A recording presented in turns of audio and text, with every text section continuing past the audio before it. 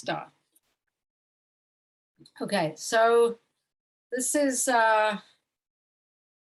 Parshiot when we living with Avraham, and Avraham is a very inspiring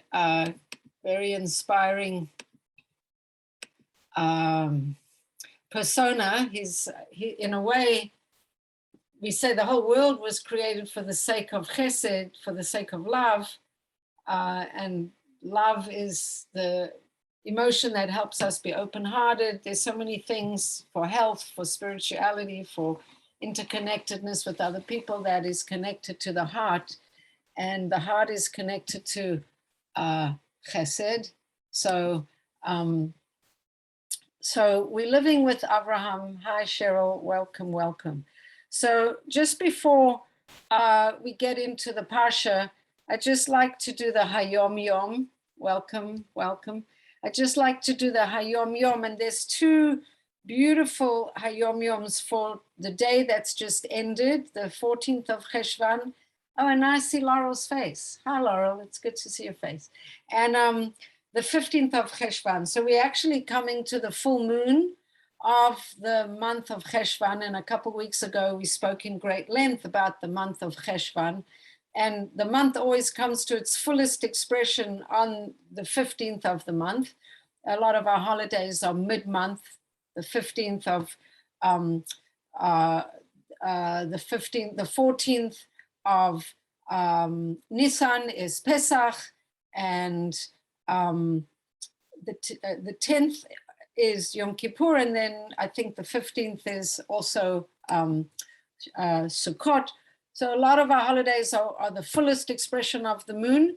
So we're coming up to the 15th of Cheshvan, and we spoke briefly or at length about the month of Cheshvan being this time of integration after all the holidays, to integrate and kind of almost be scorpion-like and go down into the sand and evaluate and excavate into our own consciousness like a scorpion a little bit, and do stock taking in a different, not really stock taking, but integrating all the lessons that we got from the high holiday season. So just the reading for today, the 14th of Cheshvan, from the Lubavitcher Rebbe's Hayom Yom. It says, from Hashem are man's steps and woman's steps established. Every one of Israel has a spiritual mission in life, which is, if you wanted to know what it is, to occupy him or herself with the work of construction. We're all construction workers. What are we meant to be constructing? A dwelling place for Hashem. Every one of us, regardless of his or her station or location, must, through an exhaustive search, seek out a spiritual livelihood with all the intensity of his strength, just as he or she seeks out a material livelihood. So to look for how you can contribute spiritually to this construction project. And what are we constructing? A dwelling place for God in the lower worlds. And this is because, as the above verse concludes, he desires his way. What does it mean? Writing about Avraham, it says that Hashem knows and loves him very much because he is going to teach his children to go in this way of godliness. And then it says there are two ways, the way of nature and the way that transcends nature. Hashem created the universe in such a way that in man's eyes, it appears to follow a set pattern of nature. This is the way of Elokim. So God is referred to in two different ways. One way is the God who operates within nature, Teva, and the name Elokim actually has a numerical relationship to the word Teva, and that's God operating within the laws of nature. And then there's another way that Hashem relates to us, and this is the way of the God, the transcendent God. His name is Vayeirah. Vayeirah related to the Hebrew words, I am, I was, I will be.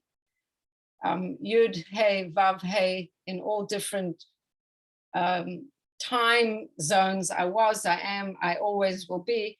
This is a name of God that's above nature, transcendent aspect of God. And by virtue of behaving in a certain way,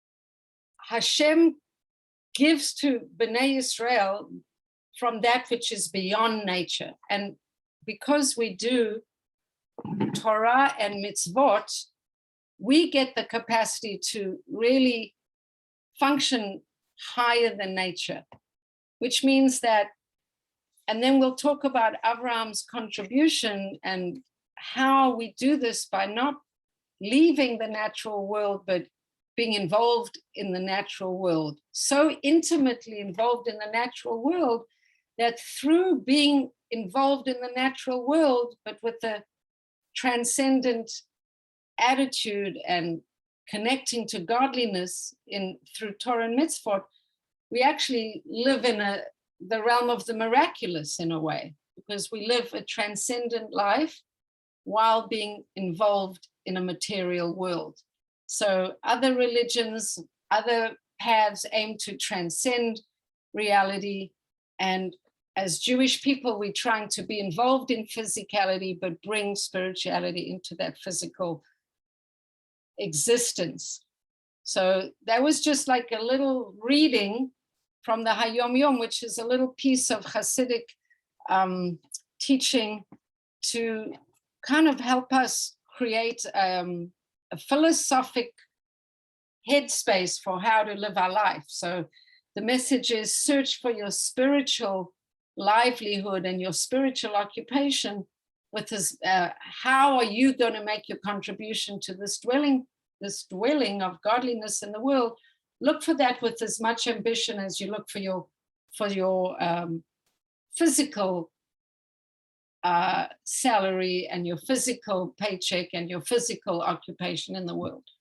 And then the other aspect of it is that because God operates in these two different ways, within nature and transcending nature, when we connect to God in a transcendent way through these learning Torah, praying, doing mitzvot, we kind of bring that transcendent aspect into our lives as well.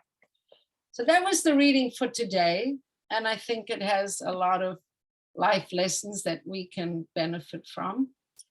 And the next one is the one now, it's the 15th, actually the full moon right now, and it's for tonight and tomorrow. And it's very, very short, but it points to certain belief systems that we have as Torah observant Jews, and which is that the soul is kind of held in a treasure chest of souls above, not within this world. And the soul is waiting to come down into a body. It's waiting. It's the right moment when it will be privileged to come into a body.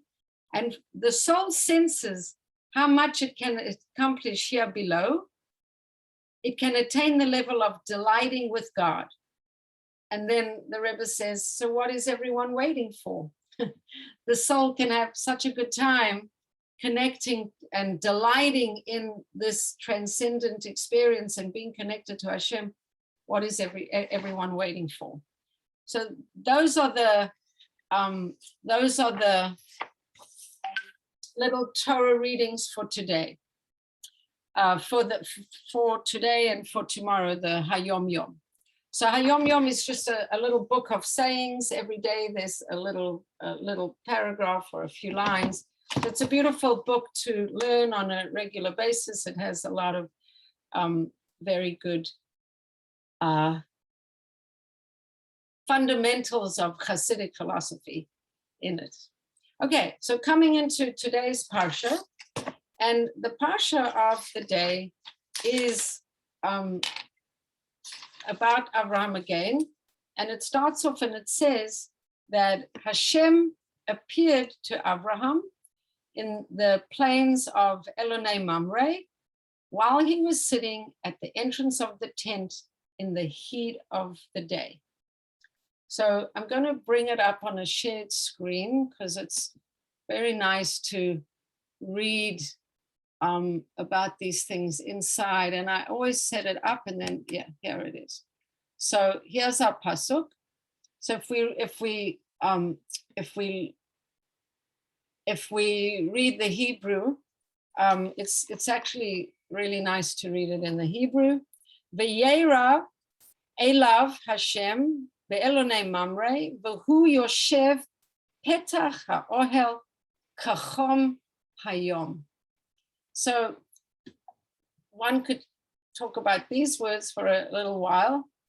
First of all, there's the fact that God appeared to Abraham. What does it mean that God appeared? So there's a little anecdote that's actually from the Hayom Yom for a couple of days ago. It says the Frierdiker Rebbe, Rabbi Yosef Yitzchak Schneerson, he writes that when his father was 4 or 5 years old, he went to his grandfather, that Tzemach Tzedek, on Shabbos, and he began to cry. And he said, why did Hashem show himself to our father Abraham, but he does not show himself to us?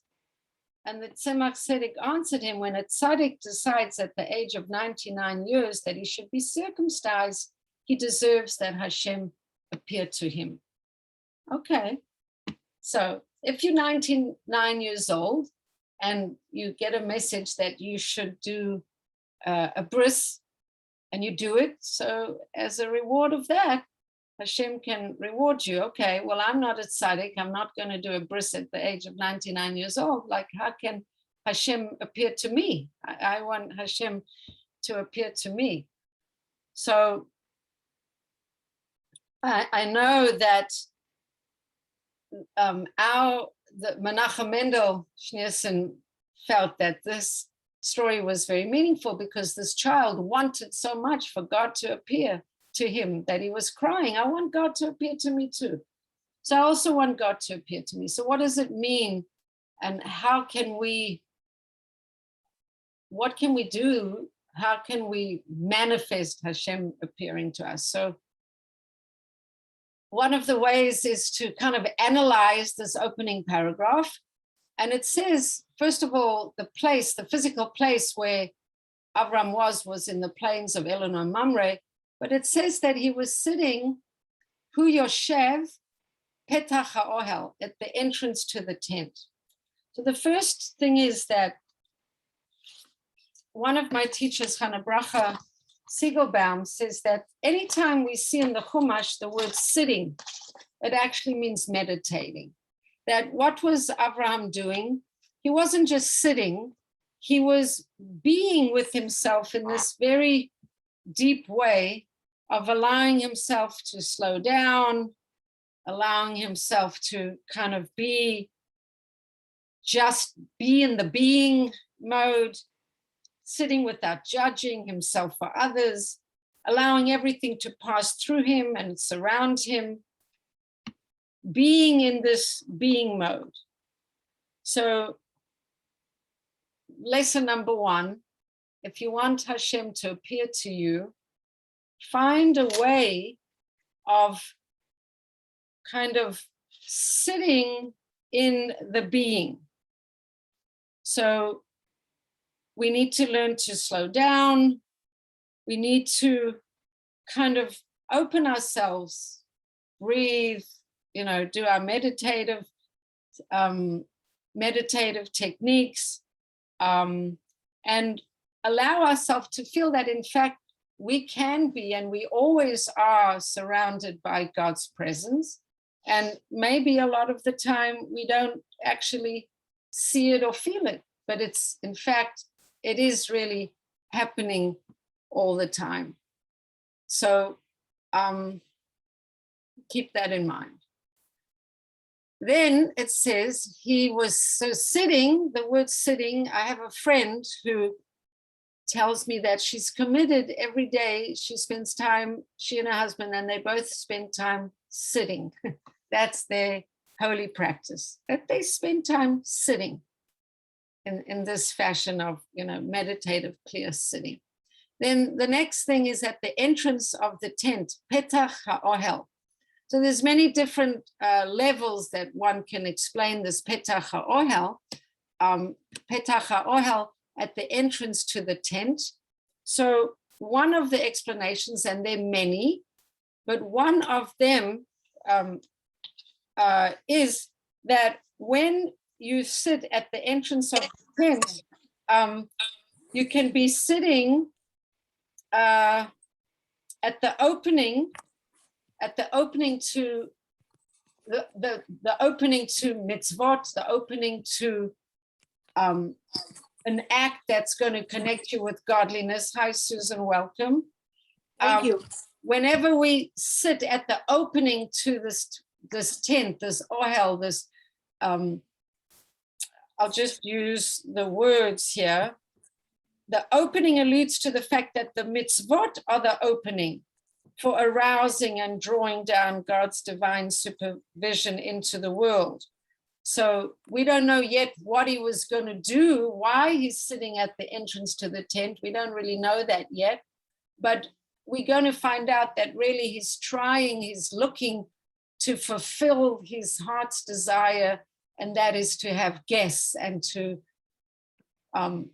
reach out and connect to guests, because that's kind of what he does. So he's just sitting and he's being, and it's this Kachom Hayom. There's a lot to say about the Kachom Hayom, but we won't, more on that, but we won't dwell on that right now.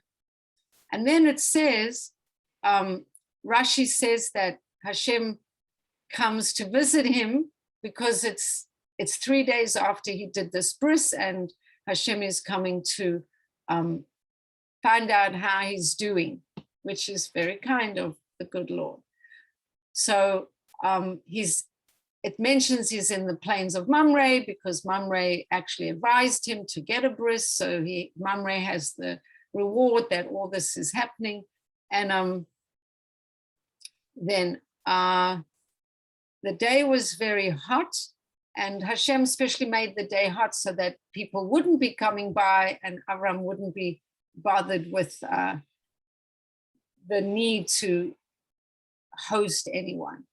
And then it says here, and I'll read it in Hebrew, the next pasuk, that he lifts his eyes, Vayisa, he lifts einav, his eyes, Vayar, and he sees, Vehine, and behold, Shlosha Anashim, 3 people, Nitzavim Elav, kind of appeared to him, Vayar, and he sees, Vayaratz, and he runs, Likrasam mi petach ha'ohel, to greet them from this opening of this tent, this opening to all this connection and new levels of being. V'yishtachu arza, and he bows down. So it turns out that these aren't really men, these are actually angels, and we know that there's Gabriel and Raphael and Michael, and we know that one of these angels comes to tell that Sarah is going to get pregnant. One of the angels tells that Sodom is going to be destroyed. And one of the angels comes to heal him from his bris. So I'm just going to stop the share for a couple moments. So this whole idea of angels, that Hashem sends Abraham angels. So first of all, it's really nice to read about the angels. And apparently Avram was on such a high level spiritually that he was very used to seeing angels. It wasn't such a big deal for him. When Hagar sees angels, she gets kind of excited. And when Lot sees angels, he gets kind of excited. But for Abraham, he's kind of used to living on this transcendent realm. And according to some opinions, on looking the second time, he already knows that the angels, and it says that he looks, and as soon as he looks, he sort of locks eyes with Raphael, the healing angel or energy. I don't know if he locks eyes, but he locks energy. And so right away, he's able to run to greet these beings, and then he bows to them and he prostrates himself on the ground. So there's three angels. One is a healing angel. One is an angel that's going to be involved in this process that we're going to talk about a little bit, that Hashem is unhappy with a neighboring town, actually a group of towns where the people are very evil. And Hashem feels that he needs to communicate with Abraham that these people need to be, these towns, in fact, need to be destroyed. So one angel is an angel of boundaries and strength and executing judgment. That's Gabriel. One angel is a healing angel, that as soon as he sort of encounters it, he's immediately healed from his bris. And one angel is coming to share the news, the news that Sarah's going to have a baby. So just going back to this idea of what does it mean to have Hashem appear to us, I thought it would be a good moment to just do a quick meditation. It's in the middle of class, but we'll just do a little meditation right here and right now, trying to experience for ourselves this kind of energy that can be in our own experience. We might not always know about it, but at least for the moment, let's just do a little meditation and receive the energy of the angels right here. So if you want to just close your eyes and just sit comfortably in your chair and take some breaths and just feel your awareness. Feel how your sitting bones are connecting to the chair and how your hands may be resting on your thighs, and just feel relaxed in your body. And while thinking of who you're Shev, just sit with the feeling of being alive, just being present, being open, using your breath as an anchor. And you don't have to do anything. You're just sitting with your breath in a being mode. And imagine that you're sitting at the Petach HaOhel, at the opening to whatever's going to happen. Right now we're on the opening to a meditative journey, and then we're going to open to a Torah learning journey. So we're just sitting at the opening of the tent, opening and allowing, letting all the sounds in the room pass through you, letting your thoughts and feelings come and go without identifying or judging, sitting and being present, not measuring yourself, judging yourself, just allowing yourself to be. And then Vayeirah Elav Hashem, Hashem is revealing himself to you. Open yourself and allow yourself to connect to the godly energy all around you. Allow yourself to connect to whatever that might be without a preconceived notion. Detach from judgments, preconceived notions, and just be with what is. Giving yourself permission to just be in this experience as it is. And then it says, V'yisa enav v'yar v'hine shlosha anashim nitzavim elav. He lifted up his eyes and he saw these three beings coming upon him. And while you're in this meditative moment, imagine this, the energy of Michael on your right side. So Michael is kind of coming with a loving energy. The right side is always connected with chesed, with kindness. Feel this energy of kindness, inhale softness, love, and compassion, and tune in to the fact that if we really allow ourselves to feel that we sustained and loved by Hashem, every breath we take is kind of Hashem loving us, and we can feel this energy of Michael coming from the right side, washing over us, washing over us. And now imagine on the left side, the Malach Gavriel, and feel this strength and protection from the left, the energy of Gevura. And as you kind of imbibe that, feel your capacity to make boundaries becoming clear, and feel how that ability to have boundaries enables you to have a vessel for yourself and for your being. And then when it says Vayar, Vayaratz, he saw and he ran, imagine that you seeing, open your inner eye to see and imagine the energy of Raphael coming in, feeling it, comforting and healing you, coming through your eyes into your being, and kind of just send it to any place in your being that you feel needs healing. And we'll just sit with that for a few moments, feeling this energy on the left of us from Gabriel, on the right from Michael, and kind of coming center to the heart center, healing energy from Raphael. And just have an experience for a moment of sitting yashav b'petach ha'ohel, in the opening of the tent. And then when you are ready, we can open our eyes and we'll continue with the lesson. So anyway, we know that these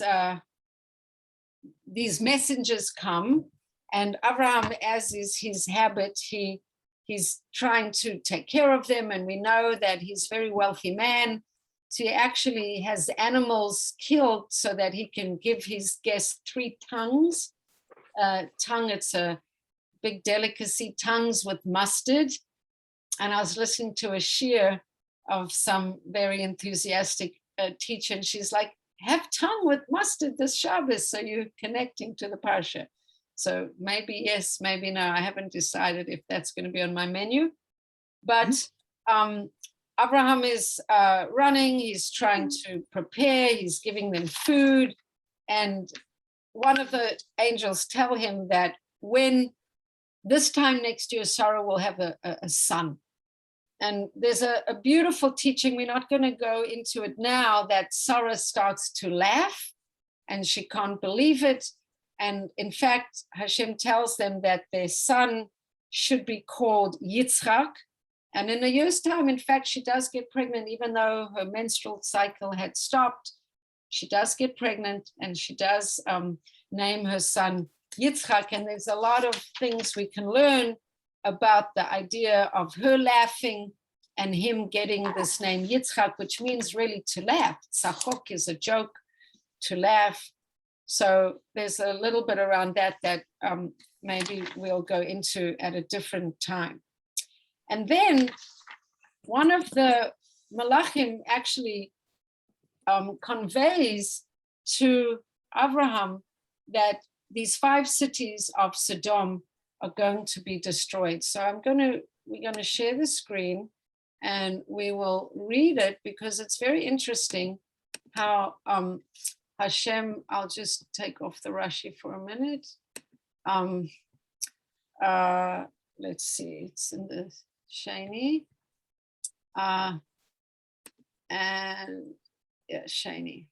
And not laugh. And then, okay. So Pasuk 17, and Hashem said, shall I conceal from Abraham what I'm going to do, what I'm going to be doing? Let's look at the Rashi. Shall I conceal from Abraham what I'm doing? And that is just like such an interesting idea. What does Rashi say? What I'm going to do regarding Sodom. And the Rashi says that Hashem, as if Hashem is thinking aloud, it would be improper for me to do this thing, destroy Sodom and the cities around it, without Abraham's knowledge. Why? Because I gave him all this land, and these 5 cities are his actually. And so if Abraham is the father of all these nations, how can I destroy the sons without informing the father? So I thought that is really interesting. And in this part, it says here, I know Abraham, and he commands his sons and his households that they should keep the way of Hashem, and they should keep all the mitzvot. And so, you know, that's a good thing. But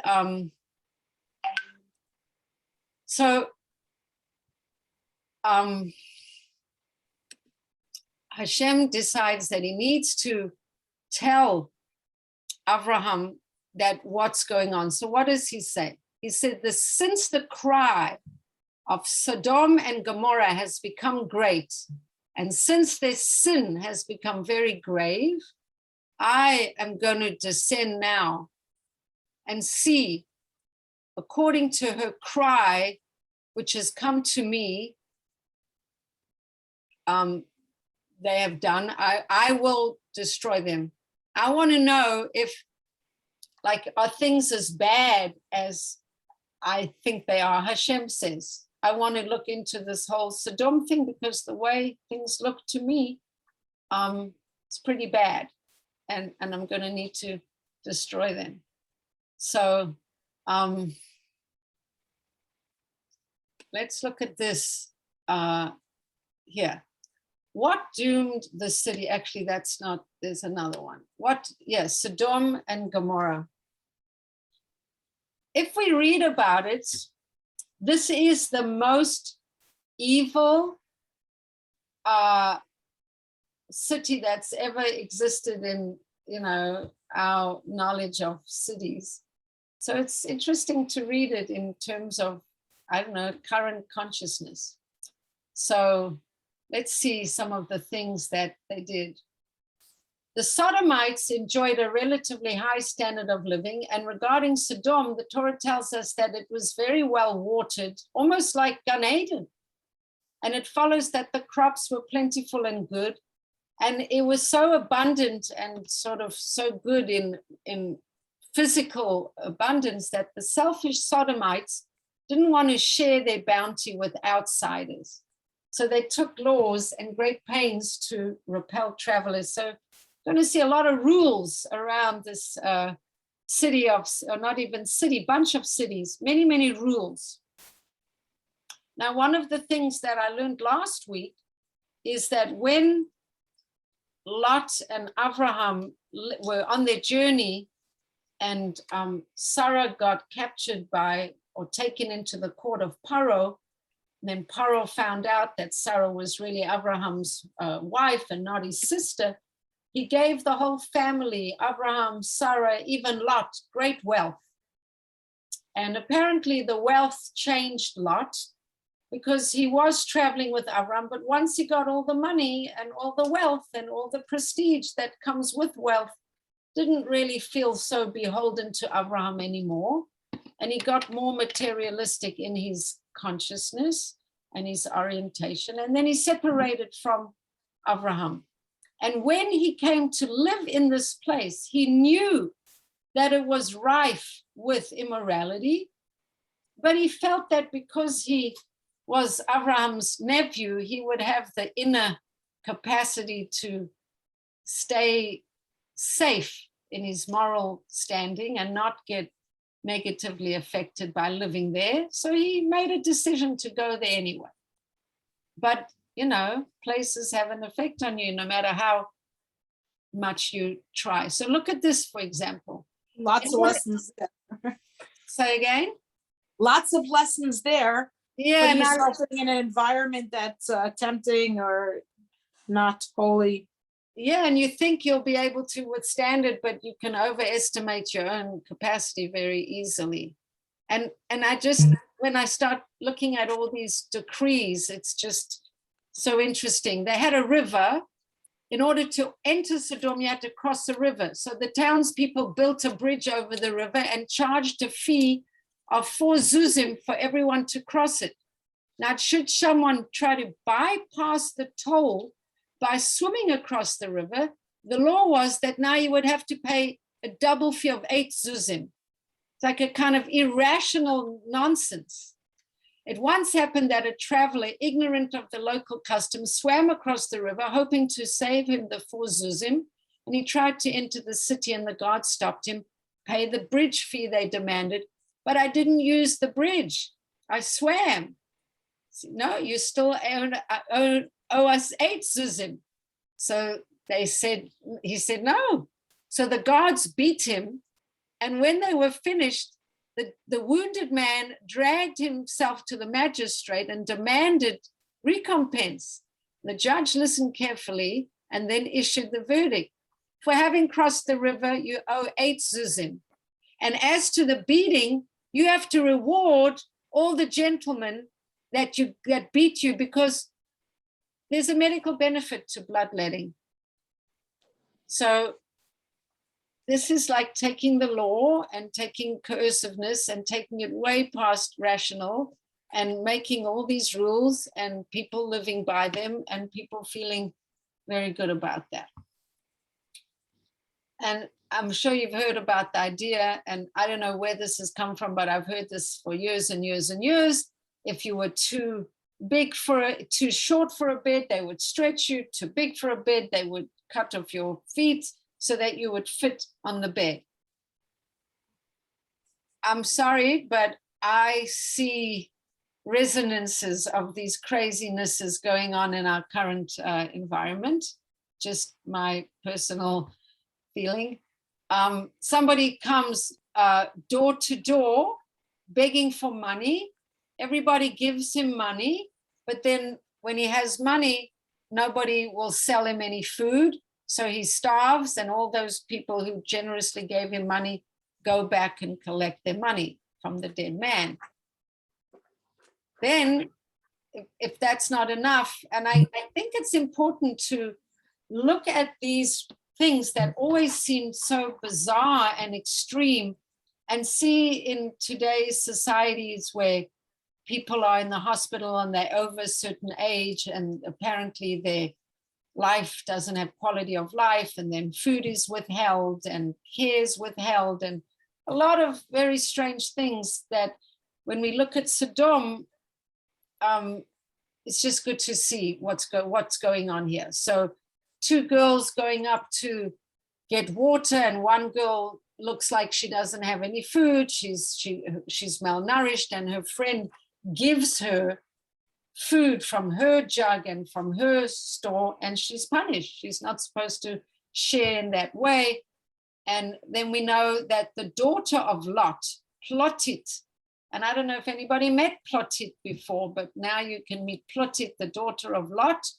She was married to a prominent sodomite and saw a man who was starving, and she fed him every day a little bit of food that she had stashed away. And when people found out that she had been giving food to this man who, I guess the society decided that he doesn't deserve to live anymore. And not only that, but they enforced all their rules with a lot of totalitarian pressure, then she was actually killed for helping this man. And then finally, this terrible, terrible ideal of the girl who helped someone else. It's not here, but the one girl who helped someone and was punished by being covered in honey, and bees came and bit her, stung her, and that's how she died, because of her punishment for showing kindness. And apparently that's the cry that alerted God that things in this towns have gone past the state of what's okay. Isn't that a strange comment, though? That it alerted God. That sounds like such a strange, like God needs alerting. That was my comment. Let's see how it is in the so and Hashem said, well, let's read it in Vayeirah Hashem. Let me just see it. I'll read it inside my version. It's easier than me reading it on the screen. It's Vayeirah Hashem Za'akat Sodom v'Amorah ki rabba v'chatatam ki kavada ma'od. That Hashem said to Abraham, the cries from Sodom and Amorah have become great, and their sin is very grave. So my wording was different than the Chumash wording. Maybe the Chumash wording is less offensive. So what ends up happening is that we know that there's a whole debate that Abraham petitions God, which is a wonderful thing to see, that Abraham says, Hashem, I know you're planning on destroying Sodom, but if there are 50 people who are righteous, will you save? And Hashem says, sure. And then Abraham says, you know, can I just ask you, if there's only 45, I just want you to see the languaging was actually very interesting. So Hashem says, if I find 50 people, I will not destroy them. Then Abraham says, I know I've already begun to speak, and although I'm dust and ashes, but if there's 50 minus 5, will you destroy the city? Hashem says, no. And then he says, please don't let Hashem's anger be kindled because I'm speaking, but if there's 30, will that be okay? And Hashem says, 30, if there's 30, I won't destroy. And then Abraham does not stop. He says, please, Hashem, don't be angry if I speak again, but if there'll be, there was 20, and then if there'll be 10. And Hashem says, if there'll be 10, I won't destroy the city. I won't destroy, but Abraham doesn't ask anymore because he knows that kind of less than 10 is not going to really do it. So I guess. So what happens next? So the angels come to Sodom, and I mean, just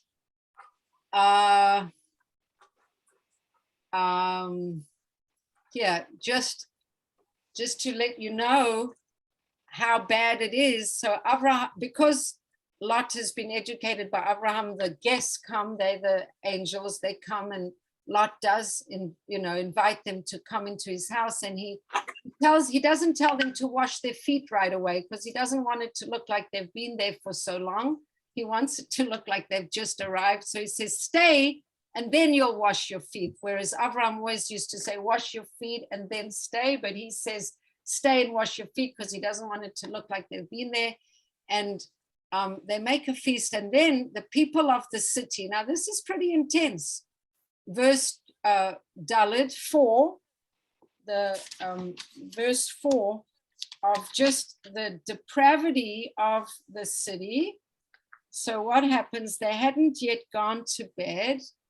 And then the people of the city, the people of Sodom, surrounded the house, both young and old, and everybody, and they call out, where are the men who came to you? Bring them out to us and let us. And then in the Hebrew, just because, in case you don't like that, V'neda osam, let us know them. So wherever you see know them, knowledge is always also like a word used for knowing in a complete way. It's a word for intimacy. So basically men come and they say, we heard that there's some new, men in the town, and we want to party. We get whatever we want. We see, we want, we get, we demand. That's Sodom.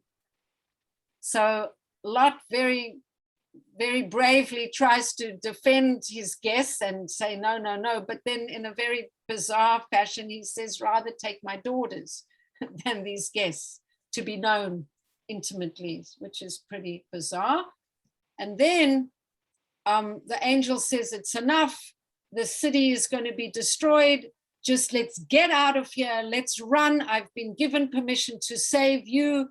Go tell your son-in-laws to come and we can all get out of here. And again, the son-in-laws go, he says, who else? And we're going to destroy. And then the son-in-laws, they laugh. And the word sachok, they says it seemed like a comedian in the eyes of the son-in-law, Kim Tzachak. They thought that these messengers were joking. And so the sons-in-law of Lot's daughters don't go. And then it's like, come on, we got to go. And then here it says this in English, it's, but Lot tarried. And what does it mean it tarried? He wanted to take his money. He wanted to take his possessions. He wanted to take all his gashmias. And the angels have to say, forget your money. We got to get out of here really fast. And so what happens is that they go out, and the famous thing, Lot's wife looks back, she turns into a pillar of salt, and that's this, and then what happens? So let's just go to the next one, because there's something interesting of these 5 cities. And the Lord caused to raise down upon Sodom and Gomorrah brimstone and fire. And then it says, and he turned over these cities and the entire plain. Okay, so there's brimstone and fire, and then there's brimstone and fire, and then there's the turning over. So there's an interesting essay that makes a distinction between, there were 5 cities in this group of cities. There was Sodom, there was Amorah, there was Admah, there was Savaim, and then there was Sohar. And Sohar was the 5th one, and it actually gets spared. So we're looking at the 4 cities. The 4 cities, Sodom and Amorah, or Gomorrah, those are the ones that get fire and brimstone. They're completely destroyed. Nothing will ever grow there again. And the other 2, Admah and Savaim, they just get overturned, but they don't get utterly destroyed. So what's the difference between these 5 cities? So in this nice little essay by Yossi Ives, he brings that we know about these 5 cities when Abraham was fighting a war. Well, he wasn't fighting a war. There was a war between 5 kings and 4 kings, and they kidnapped Lot, and they went to get Abraham, and they said to Abraham, your nephew has been kidnapped, come help fight in the war so that you can, free your son, your nephew Lot. And apparently when we look at the 5 kings, the names of the 5 kings are going to tell us differences between those cities and why 2 of them were utterly destroyed and 2 of them were just turned over. So let's look. This is from a Rashi based on a Midrash, which is telling us that the king's names all tell us something about their wickedness. There's Bera, so I'm over here, Bera, which means base ra. Base, the letter base means 2. So 2 times ra. So 2 types of wickedness. His name implies that he was evil to heaven and evil to people. So Bera means twice, base means 2, right? 2 times of ra, 2 times of badness. He was bad to God and he was bad to people. Next guy,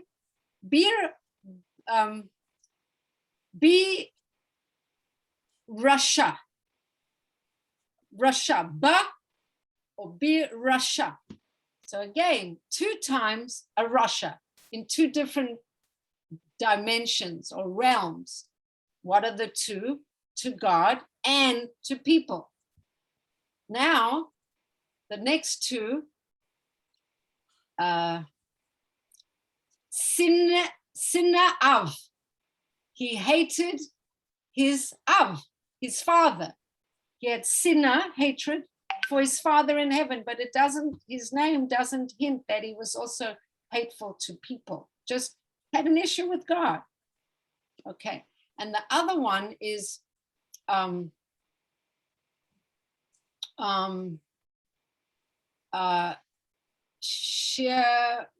Shem Ever, but I guess it's sinah for, not actually sure how it breaks it down, but it's really, he could rebel against God, but he's not rebelling against, he's not injuring people. Susan, you want to help me with that name, or you wanted to make another comment? Neither. Oh, okay. I'm just looking to make the letters bigger. Oh, that I'm trying to follow you. Yes. Sorry. Shemeve is that he's got this capacity to rebel against God, but he's not, his name doesn't indicate that he's also evil to the people. So the two cities that got utterly destroyed, fire, brimstone, everything terrible, are the ones where there's a base at the beginning of their badness, a base indicating two dimensions of badness, bad to God and bad to people. And that's like unforgivable, because bad just to God, you know, that's one level of bad, but bad to God and people, that's like a whole other level. So it's just interesting that this person writing this idea and bringing it and connecting it to this midrash, which is really interesting. And we know that, you know, the flood people, they were stealing from each other. They got totally destroyed. But the people from the Tower of Babel, they were rebelling against God. They weren't following God's way, but they had kind of unity with each other. They didn't get destroyed, they got dispersed. So there's a clear indication in the story over here that, you know, one thing is to rebel against God, have issues with your, you know, your religious life. Hashem felt there was a lot of evilness in those people. But when the evilness is so against the people themselves, cruelness to their own inhabitants, those stories that I mentioned with the girls who were actually inhabitants of Sodom itself, treated with such incredible cruelty. So that was what brought down the wrath of God and the fire and brimstone and made those cities completely destroyed. So that's what I have for now. And I'm interested in comments or responses, or just anything that seems valuable to you to share. Because there was a lot there, a lot of, you know, different things. Yes, Susan. So a couple of things come to mind. One is I want to ask you the names of the angels again. It's just before that, this memory of going to Israel for the first time in 1983, and everything was new and so stark. I remember Tisha B'Av was the first Shabbos I was there, and it seemed like such an intense religion where they're sitting on the floor and mourning. And then I would go to the Israel Center. It's like Ginsburg was there, but David Aarons was giving a shiur on angels. And I'm thinking, oh, that's so funny because Jews don't believe in angels, you know, my secular background. And so I just find the whole angel thing daunting still 37 years later. And then this idea that we're so used to these lessons and these stories and the higher meanings of everything, but looking on a Peshat level, how utterly disturbing it is, this idea of Kedas Yitzhak and the destruction of Sodom sounds so harsh. Happen to have heard a really good shiur on it this week, but just a reminder with looking at those young eyes, those early eyes at these stories, and how profoundly troublesome they are, you know, and how we can turn it around. But first, can I ask you the names of the different angels again?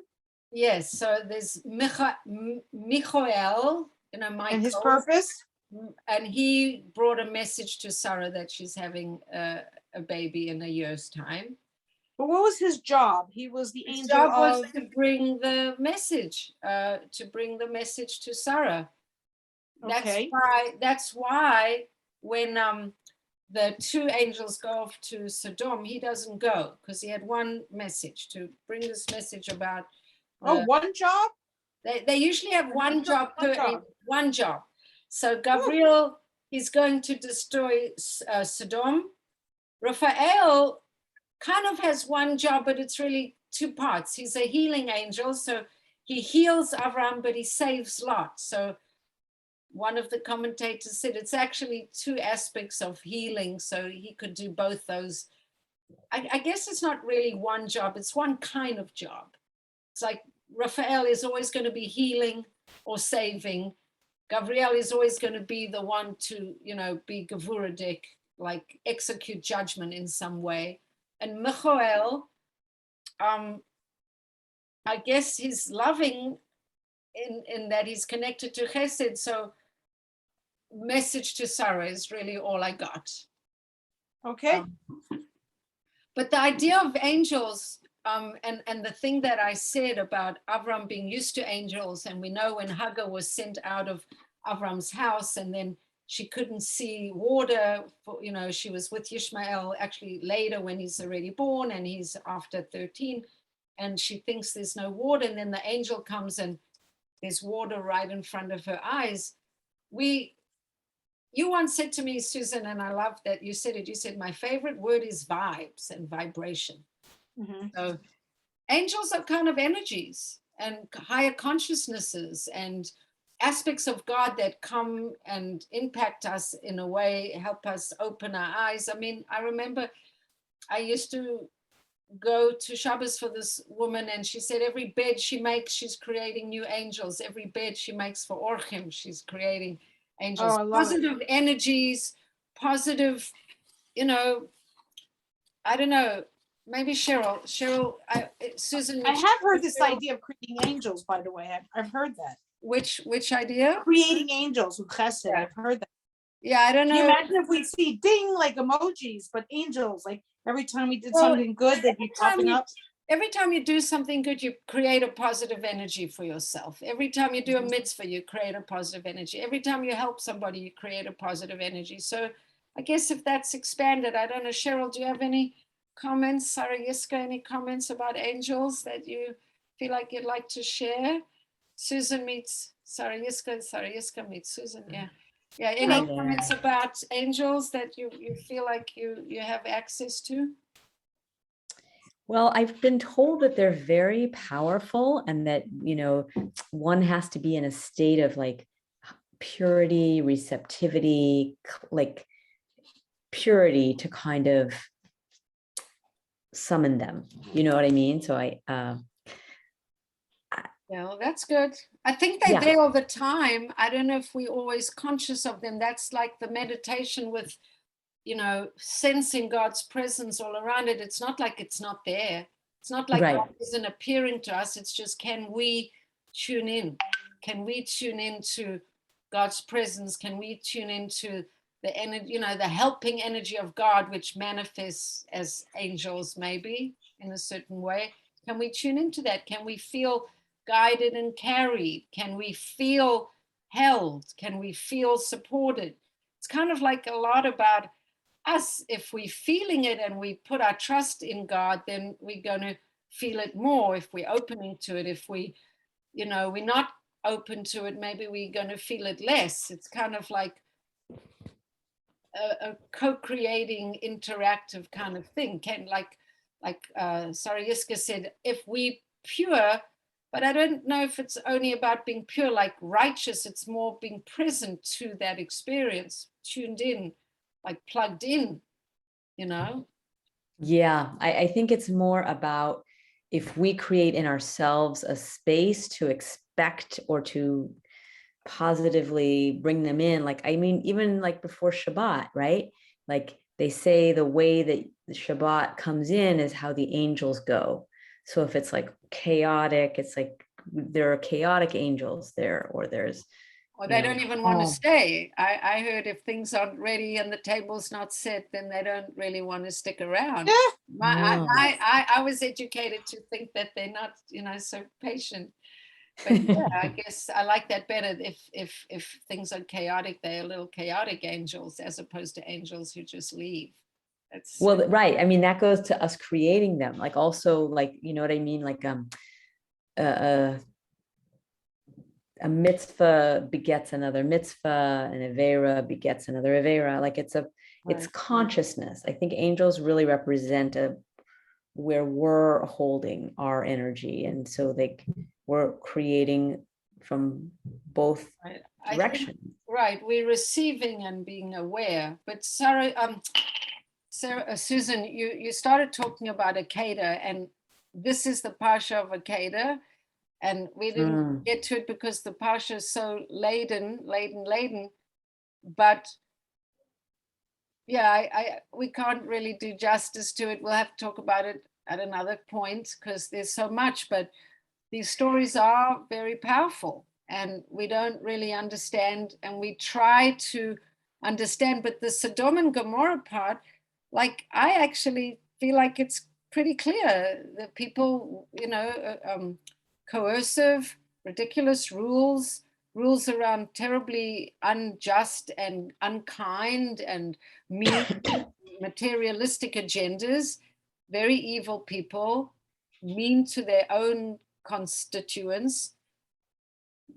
Hashem acts out, and not acts out in the way badly behaved child acts out, but renders judgment on that behavior. It doesn't belong. It's not okay. It's too much. Right. And it's, and the thing about the 5 kings, that his tolerance for disobedience to him is one thing, but then when it's cruelty to people, that's a different level. I mean, the Parsha is very laden, so we couldn't do, all the topics, but we did some of the topics. Can I just say, any Torah given with a South African accent is so much better than just plain English. Just saying. Well, that's always fine. It was great. Laurel or Alyssa, do you have any comments or questions that you want to respond? Because this is one of the fun things about this class. I know I do talk, but then I'm interested in what you have to say. So I know you both muted, but if anybody, you can type a question, or if anybody has a question. Bracha, no pressure. I really like how you were saying. Tilt your screen, because I just see the nostril and your forehead. Yeah. So I really like how Good to you see were you, saying Karina. about hi Susan. I like how you said about the angels. It resonates because I know that someone was telling us a story, and it was very interesting. The story, I don't remember all the details. I just remember, the plot twist. It was a couple, and they had, been by the hotel, and they went to the wrong side, and they were really nervous trying to get through like the little alleyways, because they went into the wrong section and they weren't in the Jewish quarters any longer. And they saw or sensed someone following them, and they're thinking ill intent, and things like that. And then someone kind of quick come down this corridor, because they could tell that they were very they looked Orthodox, and so they kind of went away. And then later on, I think that the story goes, they were telling the police or whatever it was, like, this strange person was following us, and then they found this person. And the bottom line was, the person said, no, I wasn't going to come up to them because they had those 3 big bodyguards with them. And, the people didn't understand what they were saying. And I think that maybe that's what the other person had seen. Like, God sent these angels in the form of, something visceral for the, person going to do the evil intention. And he took care of them. So I always like to think, in times of craziness and times of like chaos, and you can't even, figure out your own head, God will still send those angels to you. He wants to take care of you. He wants to make sure that that he's always going to send someone to help you in your time of need.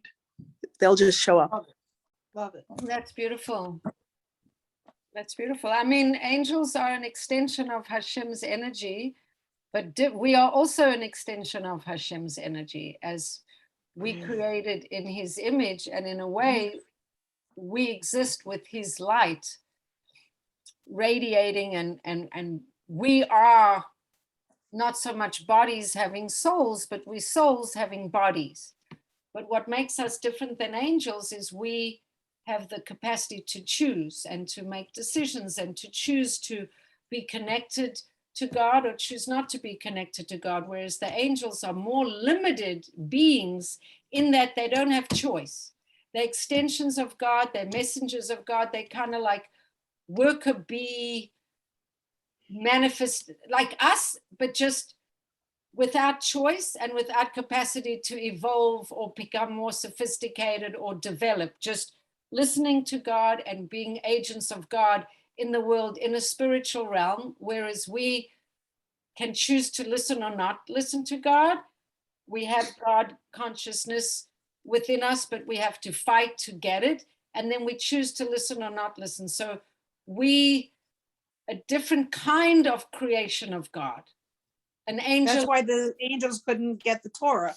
Right. Because, so the angels are also a creation of God, but a more limited creation. They're spiritual entities without choice. So they have jobs to do and they go do those jobs and they kind of, yes, sir, no, sir, and they don't question. Whereas we like, well, really? Is that really what you think I should Jews will do? argue. You know, who says?